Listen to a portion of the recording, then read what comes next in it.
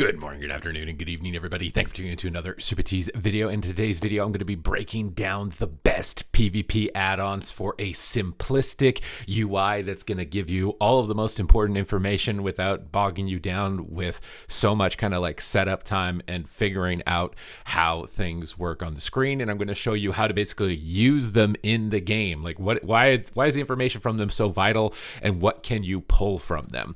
So the first PvP add-on that I would recommend to a player is called OmniCD. This is an add-on that we can see that is towards the left side of my teammate's profile here, and we can track their cooldowns. So for our healer, for example, we can see the medallion here where I'm hovering my cursor, and if I see this icon, I know my healer is able to escape crowd control. I can see their vital defensive cooldowns on this bottom row, being Emerald Communion their strongest, Rewind being their second strongest, and Time Dilation being their third strongest. So I know in this position my healer has a lot of options in order to save my team and to recover us, and I know that we're not in as much danger. So OmniCD is really good for tracking this. I would 100% recommend it. You can kind of just glance over, and if you notice that a lot of these boxes have timers on them, it might mean that your team is in trouble. Now, you might have just seen that hex icon pop up right here, and it was really big. And the reason that it was really big is because of the second add-on, which is called Big Debuffs. Big Debuffs is going to filter out useless debuffs that don't matter and only show the important ones, like this Skull Bash on my Feral Druid. So anytime I see an icon that's bigger than these kind of little boxes, I know that that player has had a major ability applied to them that requires my response, and you'll see that pop up throughout the game where it will be showing a bigger debuff than usual. OmniCD, look at this. Now the Rewind is glowing, so I know this healer has activated a powerful defensive. I know that they're going to be more durable. Anytime any of these things light up, or anytime a big box appears on the frame, I know that either this target's in trouble if it's big debuffs, or this target is probably going to be okay, assuming this icon glows. So you can see the intimidating shout here on myself. This was applied to an ally. I would know that they were feared as well. So this is kind of the information that allows me to kind of keep track of our stance in the game and how healthy is our overall condition. And I would highly recommend it for being able to track what's going on with your allies, what's going on with your teammates. Your healers will love you if you have this, because you'll see when they're in CC, you'll know when you need to start running and avoiding damage, and when to use defensive cooldowns, and you're going to be winning a lot more games as a result of having big debuffs plus Big Debuffs plus OmniCD. We can see the win share there on the healer for a second. The next add-on that I would recommend anybody get is Gladius. I'm just a Gladius stan. I really like this layout of the frame. How you use it is that diminishing returns are tracked on the left of the frame. So you can see this root icon with a red number on it. It means that target is DR'd to roots, and roots won't be full duration. We can see a stun icon here from the evoker. So this target is DR'd to stuns, which means further stuns will not be full duration. However, you can see there's no icons now on any of these players next to the frame, which means I can cyclone them at full duration. I can root them at full duration. We can do whatever we want to them at full duration. So their diminishing returns are tracked here towards the left. It does require a bit of knowledge towards what each of the icons actually looks like. Like, for example, right here, Sleepwalk, this green icon, this will DR with Cyclone, which is a crowd control that I'm using. So it's important to know which of these icons overlap with icons that you have. Maybe this could be simplified. This is something like if I were designing the baseline UI, I would want DRs to be lumped into one category, right? And the icon for it is the same across the board, so that when I'm playing, I know, oh, well, that icon got applied. That means I can't apply my icon. The fact that they're all different icons, even though they functionally mean the same thing, is what really makes it the most confusing. And that's kind of going to be what requires more effort on your side as far as like learning the game and figuring out how to play the game. But tracking diminishing returns on the enemy frame is always really important. You track it on the left. The next one here is this icon, which is the class icon, and you can see when an enemy is crowd controlled with this icon right here.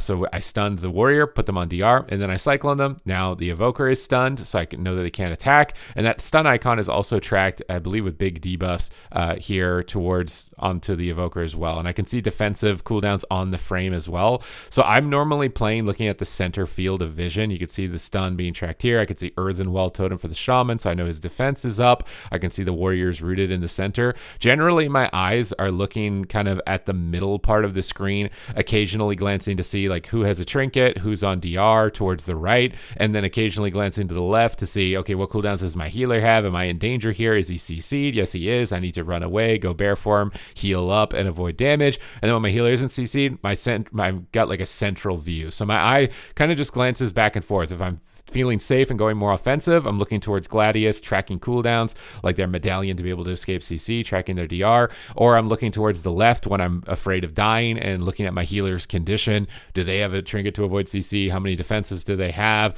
Is the enemy pushing forward, activating offensive cooldowns? And that's kind of how my vision bounces left to right, back and forth, and my peripheral vision will glance and catch things that are going on currently in the game. You can see the stun right here. This DRs things like my mighty bash though, so this icon with the 16 on it, and memorizing those different icons is going to probably be the biggest thing that you need to do. I can see my Feral Druid in a Shockwave, but I can see they've activated Survival Instincts with this glowing icon, so I don't need to worry too much about helping them. However, now they don't have defensive cooldowns, so now it's a bit, I could be a bit more worried. Fortunately, we've got a bash on the healer we can just kind of crack through, so I could see that bash either by looking up here at the frames with where my dots are tracked, or I could see it right here on this side as well. Another add-on that I recommend is some type of interrupt tracker. I have Omnibar, and it tracks other cooldowns as well. The main problem with Omnibar is that some cooldowns are not a static number. There's cooldown reduction, and they will get them faster than what Omnibar is actually tracking for them. So you need to pay more close attention to the game state, what's on the middle of the screen, what's going on with Gladius as far as offensive cooldowns that are being activated. And even for some interrupts with Omnibar, their cooldowns can be lowered. Things like Mage, when they land a counterspell, it's lower than what it'll be tracked on Omnibar. But it is nice for tracking available interrupts to know when you can freely cast. So in this game, obviously there's a lot of interrupts. Here we see Intimidating Shout on the Evoker and the Feral Druid. This will diminishing return my Cyclone, this kind of like stone fist icon. But you can see I'm just playing far away because I see my healer in crowd control, playing a safe distance away. And then here I think is when we're going to start looking for Cyclones in a second. At least I hope my past self at this point in the game is starting to look for Cyclones, so we can start tracking interrupts, which you'll see on the Omnibar down here whenever they're utilized. Except I think I just run away like a coward because I got tired of getting attacked, which running away is a really effective strategy.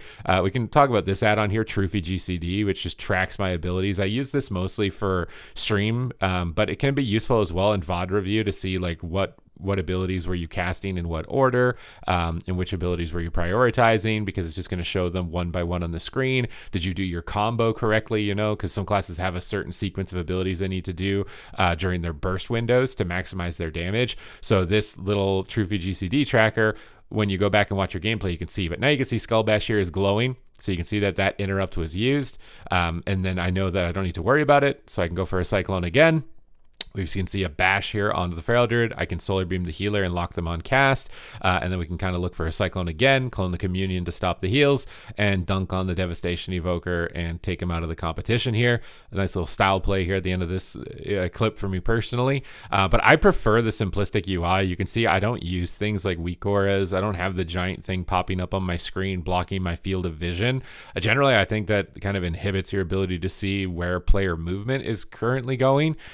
I like my add-on with kind of OmniCD and big debuffs that tracks the cooldown next to the enemy health frame in the middle of the arena, so I can see their positioning as they're moving. Are they moving closer? Are they running away? And what type of cooldown do they have active? So, and you'll see that in this game as we're playing through. So now we've got the whole UI as I've listed it out. So we're looking at the center screen. We can see stuns tracked here as I've stunned the warrior and the Feral Druid. I can see the warrior trinketed because the stun icon disappeared. I don't even need to look at the Gladius to see that he's used trinket. I can just look at his health bar here, knock them back. I can see that they're being really aggressive. They're standing on top of us. Earthen Wall Totems on the ground here. Would love to see that ability get an animation update, because like I can see it here, but it's a very hard animation to see with all the other stuff that's going on the screen. I can see fears coming out, so I'm going to pull away from the enemy attackers. Double melee, you're just kind of generally running away, but I can see like, oh, the Feral Druid's over here. I can keep kiting the warrior and avoid as much damage as possible. And I'm still kind of looking in the middle. Whenever I get stunned, I look to see if my healer is CC'd, because I can't do anything in the stun anyways, so it lets me predict whether or not I need to do more than what I currently can do.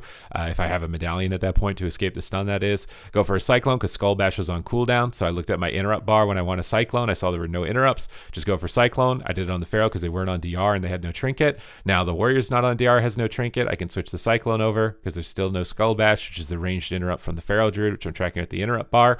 Now the Evoker is off diminishing return for Cyclone, but these two targets are, so I don't really want to Cyclone them again, except our healer gets a Sleepwalk. And like I said, this DR's Cyclone. So you got to be a bit careful with tracking this little green icon. Because if I try to Cyclone the Evoker here, it's going to be half duration. But now I've repositioned to the top side. I'm still kind of looking at the ramp. I can see Shroud being tracked here. This purple icon means the Evoker is immune to CC. You can either ignore it, wait for it to run out, purge it, or CC into it to try and remove it. My team has Fire Breath Purge, so I'm going to let them Fire Breath Purge. We got triple stun. I'm going to move across into the Spirit Link, try and get a little bit of distance away, but I see Earthen Wall, so I'm going to do a little juke tactic and jump back up to the high ground. I can see them all stacked up for some big AoE, so I'm just going to swap to the healer and kind of just crack them down with Thunder and Lightning there and finish them off. And that's generally like the overview of how I'm using the add-ons. I'm mostly looking at the center of the screen, the positioning, tracking their cooldowns there, and then if I get stunned or I notice enemy cooldowns activated, I glance over to the ally frames, see how they're responding. Did they activate any defensive cooldowns for us on the bottom row? Do I need to use them? General rule of thumb, I would say, is that at the beginning of solo shuffle, don't be afraid to just use your personal defensive cooldowns, because it's better to use them and mitigate the damage to give your team time to react than it is to be like, my healer should have used something and then you're dead. So especially when they're lower cooldown stuff, like Bark Skin is a minute. So if you have cooldowns that are like lower than 2-minute defensives, almost as soon as you're stunned or the game has started, you can pretty freely get away with using those cooldowns right away. You know, the big major defensive cooldowns are like 2 minutes plus. You might want to consider timing those a little bit more into the future, but smaller cooldowns, like right here, like I just pressed Barkskin. Like I just pressed it. This is going to stagger the damage, especially if you're playing a fragile class like a Boomkin. Stagger the damage to give your team more time to react. And cooldowns that are a minute or less cycle really frequently in Shuffle. And most Shuffle matches, everybody just blows everything out of the gate, so you really need some mitigation. It's better to activate it than not to, and it's not going to be as punishable as it would be in ranked 3s, where enemy teams might reserve their cooldowns and come back at you a little bit later. But I know a lot of players have been asking me for kind of an add-on breakdown video. How do I use this simplistic UI? Because a lot of people, they don't want to download. Weakars is also one of the most annoying add-ons to use as far as like setup time and things like that. I think with some of these ones like big debuffs, you might have to type /big debuffs and pick like show big debuffs on the left of the frame if you want it to where it is on my frame. It might be showing up in the middle or on the right or something like that. But it'll also help with HOTS and heal over time effects. So if you're like a Rested or something like that, it helps layer the buff so you can actually see like more vital information as far as tracking healing for your allies and what's going on with that. But that's basically my breakdown of my add-ons, my UI, why I like it, why I use it, and I don't want to go any deeper into the pond of spaceship UIs beyond this point. So I hope this video was helpful to you guys. And thank you guys very much for watching, and I will see you in the next one.